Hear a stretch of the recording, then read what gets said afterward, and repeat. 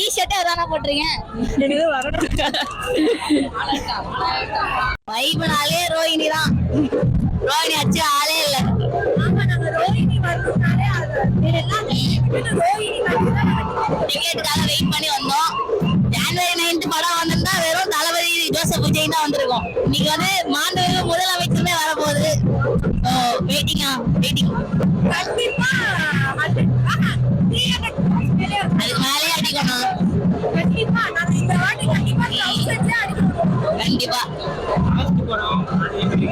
Last படம் கஷ்டமா தானே இருக்கு. இன்னைக்கு நீ போகும்போது எல்லாம் அழுதுட்டே தான் போக போறோம் பாருங்க. அவரோட கடைசி படம்னால சரி.